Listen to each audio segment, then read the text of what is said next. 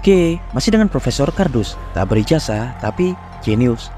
Suhu atau temperatur. Suhu bisa kita etimologikan sebagai kuantitas fisik atau sifat fisik sebuah sistem yang bisa kita ukur secara persepsi tentang ukuran panas, hangat, dan dingin. Dan tahukah Anda, suhu merupakan hasil implikasi kerja prinsip termodinamika dan fisika kuantum atau fisika partikuler, di mana suhu dapat diamati dalam skala kuantum atau kuanta dari bentuk interaksi partikulernya. Ketika suhu panas terbentuk, umumnya partikel-partikel kuantum akan bergetar. Semakin panas suhu yang terbentuk, maka semakin cepat pula getaran dan aktivitas partikel-partikel yang dihasilkan. Tapi pada keadaan dingin, dunia partikuler bekerja sebaliknya. Pada suhu dingin, gerakan partikuler-partikuler akan semakin melambat. Semakin dingin, maka semakin lambat pula gerakan partikuler yang terjadi, hingga partikel-partikel tersebut benar-benar berhenti bergetar pada keadaan batas suhu minimum yang disebut dengan nol mutlak, yakni minus 273,14 derajat Celcius atau 0 Kelvin. Di alam semesta, belum ada wilayah yang mencapai keadaan nol mutlak sempurna.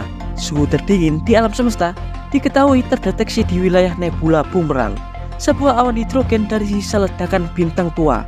Suhu di sana tercatat sekitar minus 272 derajat Celcius atau 1 derajat lebih panas daripada nol mutlak, yang artinya masih ada getaran partikel di dalamnya meski sangat kecil. Sedang suhu minimum terendah di bumi terjadi di stasiun penelitian Vostok, Antartika, dengan rekor tertinggi dalam 100 tahun terakhir sebesar minus 89 derajat Celcius.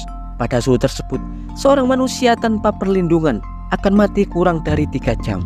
Ya, diketahui sangat sulit untuk menemukan suhu nol mutlak secara alami di alam semesta ini. Tapi, suhu nol mutlak faktanya telah dapat diciptakan di laboratorium.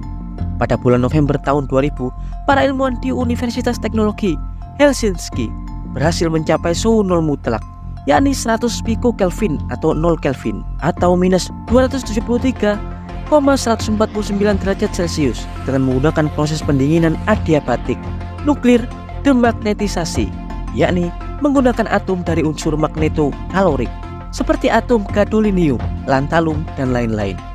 Proses pendinginan adiabatik menggunakan medan magnet untuk menurunkan entropi, membuat partikel-partikel lebih tenang, dan perpindahan energi tidak terjadi. Selain suhu dingin, alam semesta juga memiliki suhu panas. Suhu terpanas di bumi terletak di inti bumi yang tersusun dari besi dan nikel dengan temperatur sekitar 5200 derajat Celcius. Dan di tata surya kita, suhu terpanas adalah di inti matahari yang mencapai 15 juta derajat Celcius. Sedang suhu terpanas di permukaan bumi tercatat di Death Valley, California, yakni sekitar 56,7 derajat Celcius pada 1931.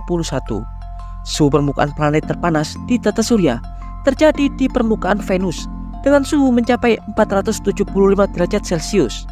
Sedang suhu di lubang hitam bagian dalam diperkirakan jauh lebih dingin daripada bagian luar cakrawala peristiwa yang diketahui jauh lebih panas. Lubang hitam bagian dalam disebut dapat memiliki suhu hampir mendekati nol mutlak. Ya, umumnya suhu panas di alam semesta terdistribusi di wilayah sekitar bintang, dan diketahui umumnya para ilmuwan telah mengklasifikasikan jenis-jenis bintang berdasarkan warna dan suhu yang terbentuk, seperti bintang tipe M. Bintang tipe M umumnya berukuran kecil. Bintang ini biasanya berusia jauh lebih tua daripada bintang-bintang lainnya, memiliki ukuran sekitar 0,6 hingga 0,7 dari diameter matahari, berwarna oranye kemerahan, agak gelap. Suhu permukaan bintang tipe M diketahui lebih rendah daripada tipe bintang lain, sekitar 2126 derajat Celcius hingga 3426 derajat Celcius.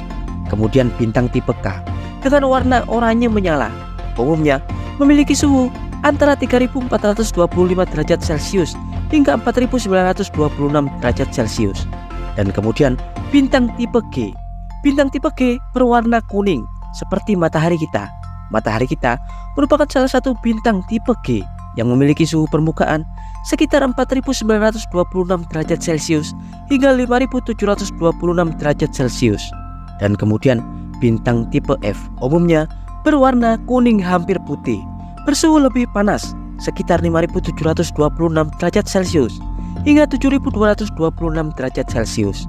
Dan kemudian bintang tipe A berwarna biru keputihan bersuhu antara 7226 derajat Celcius hingga 9726 derajat Celcius. Dan kemudian bintang tipe B berwarna biru muda dengan suhu permukaan sekitar 9726 derajat Celcius hingga 27726 derajat Celcius.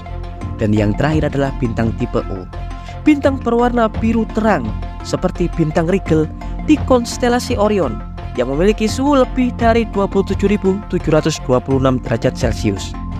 Tapi tahukah Anda, semakin panas suhu sebuah bintang, maka semakin pendek pula usia bintang tersebut. Diketahui, bintang-bintang yang berwarna terang dengan suhu permukaan di atas 27.726 derajat Celcius akan membakar dan mengkonsumsi bahan bakar hidrogennya menjadi fusi helium ribuan kali jauh lebih cepat dan boros daripada bintang-bintang redup lainnya, seperti bintang-bintang berwarna merah atau coklat, seperti bintang-bintang tipe M. Ya, bintang panas seperti bintang tipe O umumnya hanya mampu berusia paling lama 800 juta tahun sebelum mereka kehabisan bahan bakar hidrogen dan kemudian berevolusi menjadi bintang neutron atau bahkan lubang hitam. Ya, panas-panas di alam semesta umumnya terdistribusi di sekitar reaksi fusi bintang. Dan pada dasarnya, suhu latar belakang alam semesta saat ini terukur sekitar minus 270 derajat Celcius atau 2 derajat Celcius lebih tinggi daripada nol mutlak. Suhu tersebut didapat dari ledakan Big Bang yang terjadi sekitar 13,7 miliar tahun yang lalu. Dan tahukah Anda, sejak terbentuknya alam semesta 13,7 miliar tahun yang lalu, alam semesta telah berekspansi dan mengembang sesuai dengan model lambda CDM atau kosmologi dark matter. Alam semesta diketahui bergerak memperluas diri dengan laju ekspansi sekitar 73,24 km per megaparsec. Ya, ekspansi atau perluasan alam semesta diketahui terjadi sekitar 10⁻32 detik setelah ledakan Big Bang dan terus memperluas diri hingga kini. Tak hanya memperluas diri, ekspansi alam semesta juga membuat suhu di alam semesta terus mendingin dan membuat energi terdistribusi secara merata. Suhu alam semesta awal tercatat sekitar 10⁻32 Kelvin dan jika dikonversi pada derajat Celcius maka hampir sama, yakni 1 kali 10⁻32 derajat Celcius atau angka 1 dengan 0 sebanyak 32 kali. Ya, suhu ini sangatlah super panas. Disebut Planck temperatur atau suhu Planck. Dulunya sebelum waktu Planck atau time Planck sekitar 10⁻32 detik ledakan Big Bang. Alam semesta berbentuk singularitas dengan ukuran panjang hanya 1,6 kali 10⁻32 sesuai panjang Planck dan temperatur sekitar 1,4 kali 10⁻32 Kelvin sesuai suhu Planck dan massa Planck sebesar 2,8 kali 10⁻8 kg. Ya, Planck temperatur, Planck suhu, Planck panjang, massa Planck dan waktu Planck merupakan batas fundamental mekanika kuantum. Temperatur Planck adalah batas suhu terpanas yang diukur oleh para ilmuwan. Karena di atas batas Planck atau di atas temperatur Planck, hukum-hukum fisika tak berlaku. Pergerakan partikel-partikel yang terlalu cepat membuat partikel-partikel akan hancur, membentuk energi sepenuhnya. Karena seperti yang kita tahu, setiap energi pasti terdistribusi pada massa. Seperti yang dikatakan oleh prinsip kesetaraan massa dan energi, E sama dengan mc kuadrat, yang telah Profesor Kardus jelaskan dalam konten sebelumnya. Ya, umumnya batas-batas Planck tersebut terjadi saat ledakan singularitas awal, tepat di bawah waktu Planck atau 10⁻32 detik ketika ledakan. Saat itu, 4 gaya fundamental seperti gravitasi, gaya nuklir kuat, gaya nuklir lemah, dan gaya elektromagnetisme masih berbentuk singularitas dengan energi yang super maha dahsyat, di mana saat itu hukum-hukum fisika dan matematika apapun tak dapat bekerja, tak dapat digunakan untuk merasionalisasi keadaan saat itu sebelum singularitas mulai meledak dalam Big Bang yang mendistribusikan gaya, materi, dan energi ke seluruh penjuru alam semesta. Ya, dan berikut sekilas informasi dari Profesor Kardus tentang batas suhu terpanas di alam semesta.